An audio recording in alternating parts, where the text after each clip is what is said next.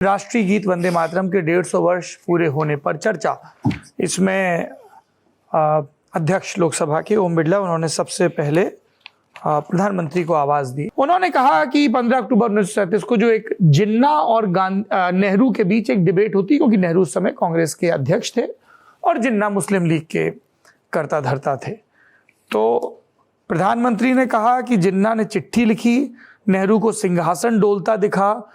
मुस्लिम league के आधारहीन बयानों को तगड़ा जवाब देने के बजाय उन्होंने वंदे मातरम की पड़ताल शुरू कर दी। नेताजी सुभाष बाबू को चिट्ठी लिखी, जिन्ना की भावना से सहमति जताते हुए कहा कि वंदे मातरम की आनंद मठ वाली पृष्ठभूमि मुसलमानों को इरिटेट कर सकती है। मैंने वंदे मातरम का बैकग्राउंड पढ़ा। नेहरू जी फिर लिखते हैं, जो बैकग्राउंड इससे मुस्लिम भड़केंगे। इसके बाद 26 अक्टूबर से कांग्रेस कार्य समिति की बैठक कोलकाता में हुई, जिसमें वंदे मातरम के उपयोग की समीक्षा की जाएगी, इसके बारे में उन्होंने कहा। और फिर इल्जाम लगाया तुष्टीकरण का। हालांकि प्रियंका गांधी ने अपनी स्पीच में फिर इस फैक्ट का काउंटर करते हुए कहा कि ये जो कोलकाता वाला अधिवेशन था, इसकी अध्यक्षता, चूंकि टर्म पूरा हो गया था, नेताजी सुभाष चंद्र बोस ने की।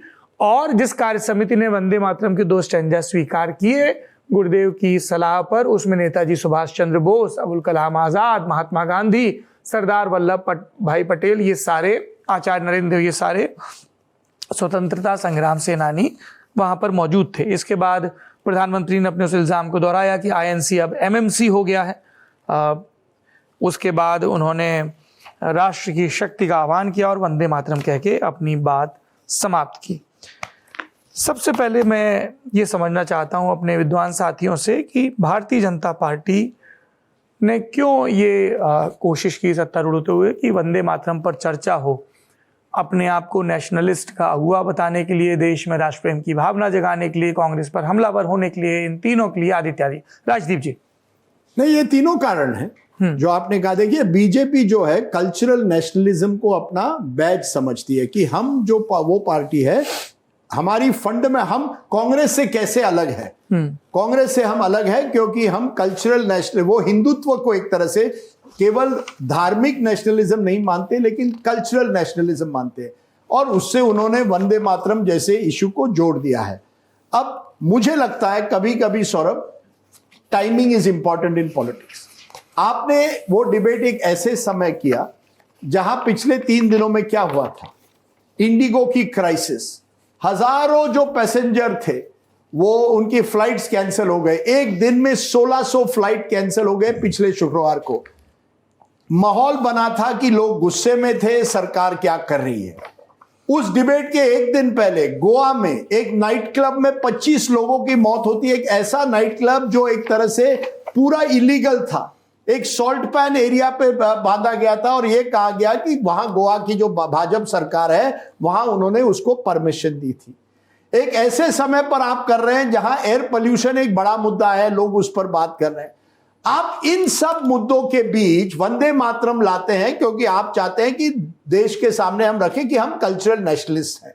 प्रधानमंत्री ने, आपने देखा होगा, पिछले कई भाषणों से मकौले की बात करते हैं कि ये सब जो है हमारे देश में अभी भी मकौले पुत्र हैं जो केवल अंग्रेजी में बात करते हैं, केवल वही अंग्रेजी मानसिकता है, कॉलोनियल मानसिकता है। उस बीच में आप वंदे मातरम लाते हैं। वंदे मातरम क्यों लाते हैं? क्योंकि बंकिम बाबू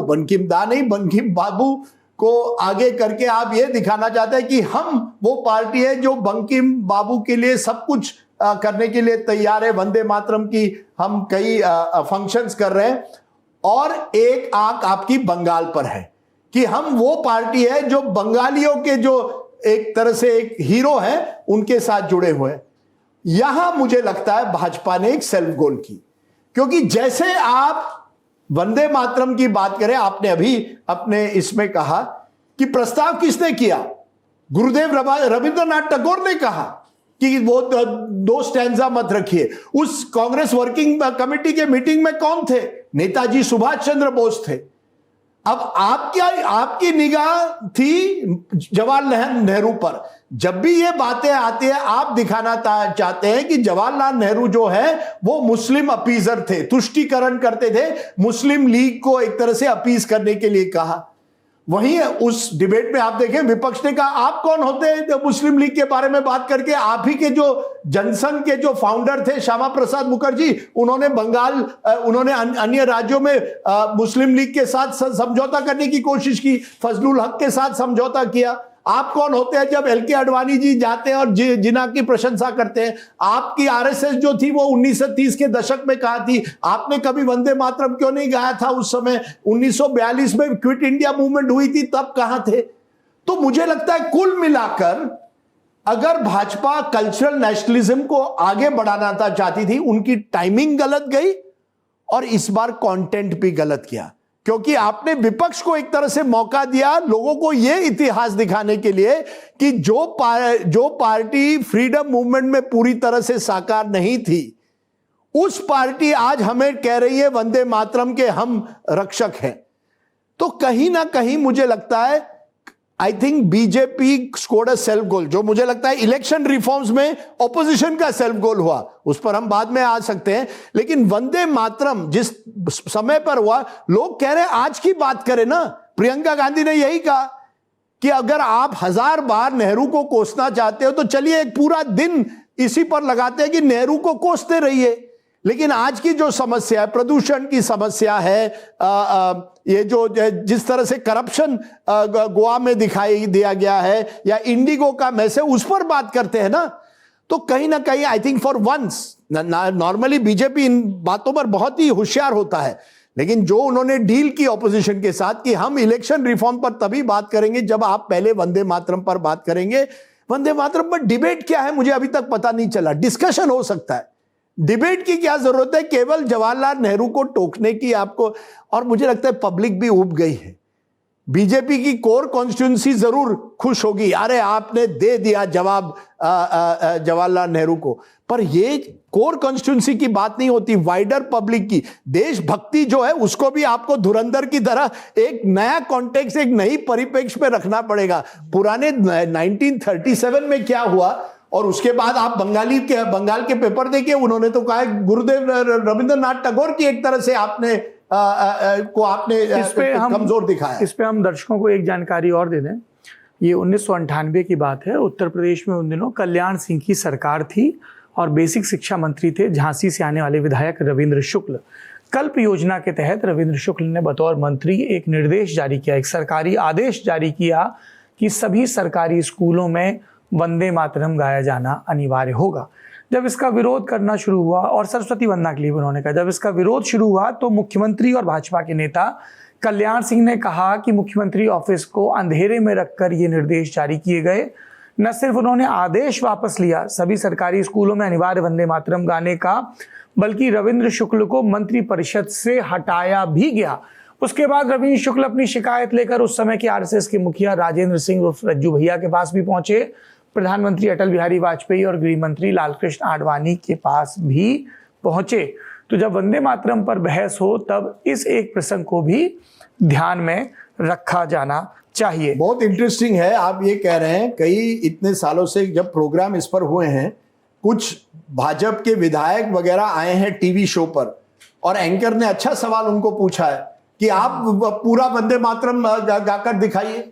कई ऐसे विधायक हैं जो पूरा वंदे मातरम के सभी स्टैंजास गा ही नहीं पाते हैं। तो ये जो डिबेट है कि सभी तो छोड़िए, पहले 2 स्टैंजा, एक हम लोगों का भी लोकसभा चुनाव का वीडियो बहुत वायरल है जिसमें एक कार्यकर्ता मुरादाबाद में ये शिकायत कर रहे थे कि यहाँ के जो सांसद हैं संभल के वो वंदे मातरम का विरोध करते हैं। वंदे मातरम सुनाइए।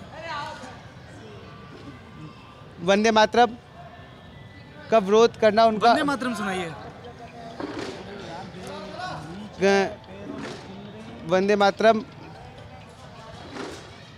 अभी मुझे फिलहाल सुजलाम सुफलाम मलय शीतलाम शस्य श्यामलाम मातरम वंदे मातरम, ये आपको नहीं याद है? किस किताब में है ये? बंकिम चटर्जी ने इसकी रचयिता। आपको सुनाना है जनगण मन? जनगण मन तो आता होगा पूरा? आता है लेकिन अभी मैं नहीं सुनाना चाहता। आता है लेकिन अभी नहीं सुनाना चाहते। तो मैंने ऐसे ही उनसे पूछा कि आप गाइए वंदे मातरम, आपको आता है? तो वो दाएं बाएं करने लगे, उनको राष्ट्रगान भी नहीं आता, जबकि ये इतना सुंदर गीत है जो इसके जो पहले 2 स्टैंजा है पूरे सारे स्टैंजा मुझे भी कंठस्थ नहीं है। पहले दो चूंकि हम लोग के विद्यालयों में गाए जाते थे, शुभ्र ज्योत्स्नाम पुलकित यामिनीम फुल्ल कुसुमित द्रुमदल शोभनीम सुहासनीम। ये इतना सुंदर शब्द है कि मैंने अपने दोस्त की बिटिया का नाम सुहासनी रखा। सुंदर हंसी वाली लड़की सुहासनी, सुमधुर भाषणी। ये अपनी माँ का, भारत माँ का गुणगान हो रहा है। और मैं अपने दर्शकों को एक गुजारिश करूंगा, 155 पन्ने का उपन्यास है आनंद मठ, खोज कर पढ़िए। राष्ट्रवाद की भावना से ओतप्रोत है। उसमें हिंदू धार्मिक प्रतीकों का भी भरपूर इस्तेमाल है। और चूंकि मीर जाफर के आतताई शासन का वर्णन है, इसलिए कुछ एक जगहों पर बंकिम चंद्र चटर्जी जी के ने जो लिखा है उसको आलोचकों ने कहा है कि वो बहुत ही हिंदू राष्ट्रवाद है। इसलिए मीर जाफर के शासन का विरोध करते हुए कई जगह मुस्लिमों के लिए एक जेनरिक बातें भी उसमें लिखी गई हैं जो मुस्लिम समुदाय के लोगों को प्रॉब्लमेटिक लग सकती हैं।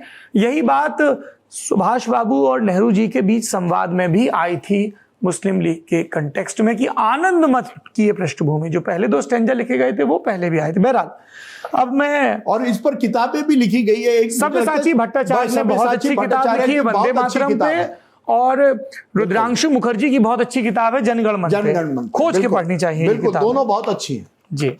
अब मैं इसी विषय पे प्रियंका गांधी ने भी एक स्पीच दी, उसके भी आपको अहम बिंदु बताता हूं, फिर उस पर भी फिर हिमांशु और आदेश का भी रुख करेंगे। प्रियंका गांधी वाड्रा, वायनाड से सांसद, उन्होंने कहा 75 साल से देश आज़ाद है, आज बहस की ज़रूरत क्या है। आप इलेक्टोरल रिफॉर्म्स पर बहस की मांग नहीं मान रहे थे कि जब तक हम इस पर बहस नहीं करेंगे तब तक उस पर नहीं, इसकी वजह क्या है। दो वजहें उन्होंने गिनाई कि बंगाल का चुनाव आ रहा है, पीएम भूमिका चाहते हैं, और दूसरा जिन्होंने देश के लिए कुर्बानियां दी, सरकार उन पर नए आरोप लाद कर मुद्दों से भटकाना चाहती है।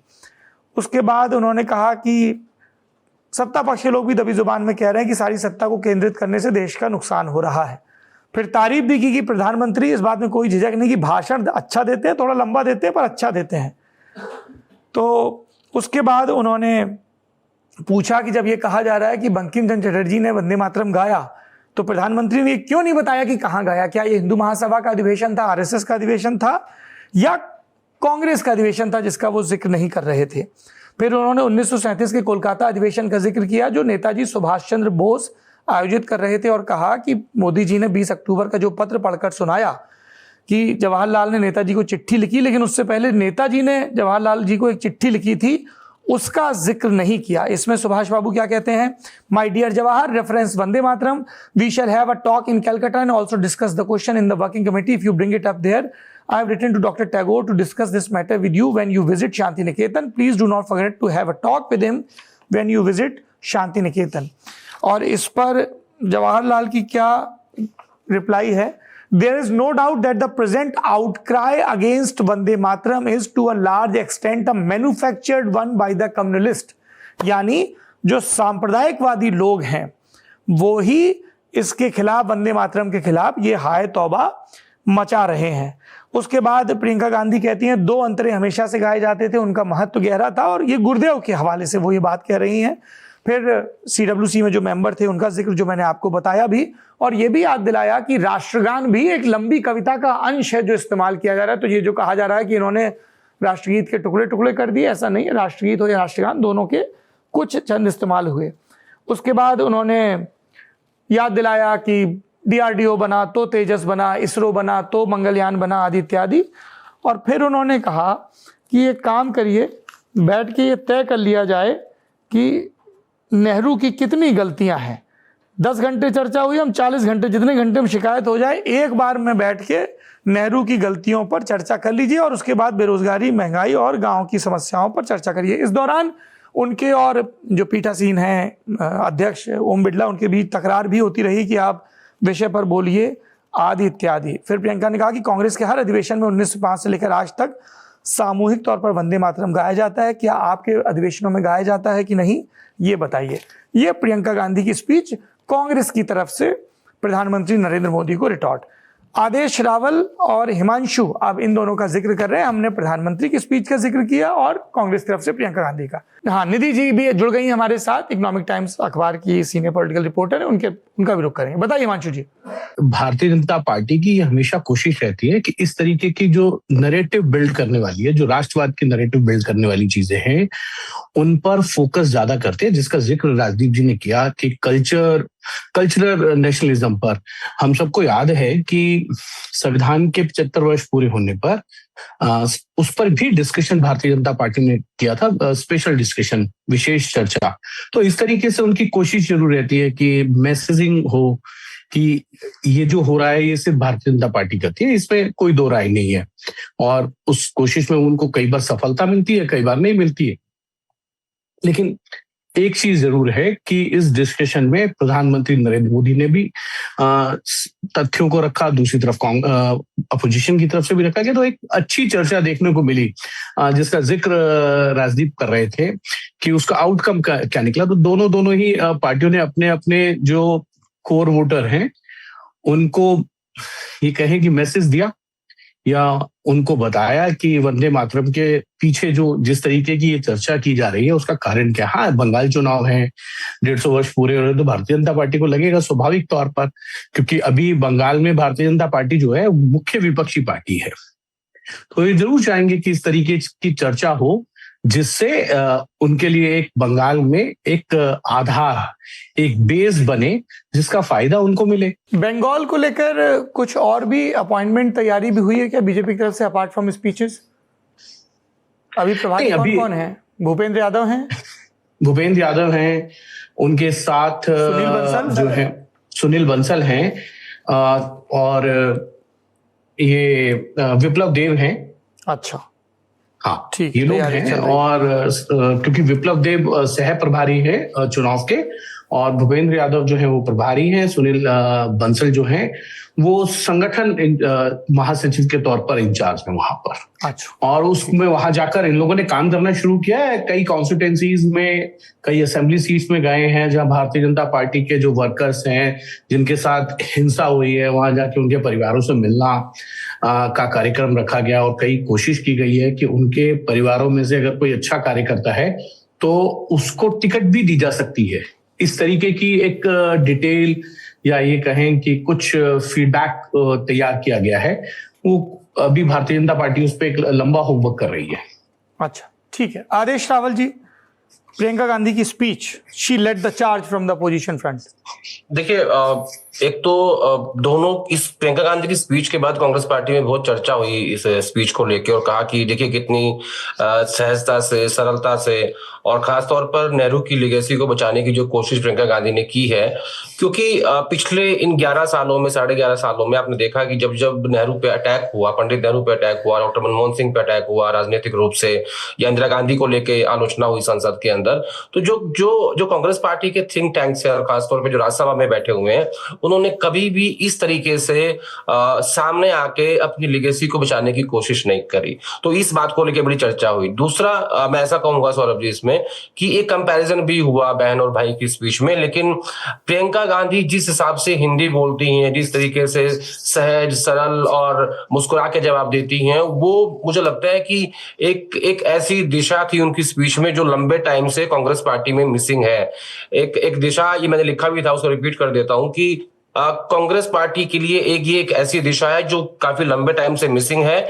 ये एक ऐसी दिशा है जो पंडित नेहरू से लेकर मनमोहन सिंह की लेगेसी को बचाने की कोशिश कर रही है, और एक ऐसी दिशा भी है कि जो प्रधानमंत्री मोदी के मुद्दे पे और उन्हीं की पीठ पे जनता से अपने आप को जोड़ते हुए जवाब दे सकती है। तो ये बड़ा डिफरेंस है दोनों बहन भाई के भाषणों में। हालांकि राहुल गांधी की जो स्पीच होती है उसमें वो उनका एक ही चीजें होती हैं कि फैब्रिक, हिंदू मुस्लिम सिख ईसाई मतभेद ना हो, और आइडिया ऑफ इंडिया की वो बात करते हैं। लेकिन प्रियंका गांधी का जो भाषण था पूरा पॉलिटिकल था। वो जानती थी कि उनको कैसे रिएक्ट करना है। जब स्पीकर साहब कह रहे थे कि नहीं प्रियंका जी आप चेयर को एड्रेस कीजिए, वंदे मातरम पे बात कीजिए, तो उन्होंने तुरंत उसमें रिस्पॉन्ड में कहा कि ठीक है स्पीकर सर, वंदे मातरम। तो ये जो चीजें हैं जो आपको कनेक्ट करती है, जिसमें आप स्पॉन्टेनियस हो, ये आपको अलग बनाती हैं।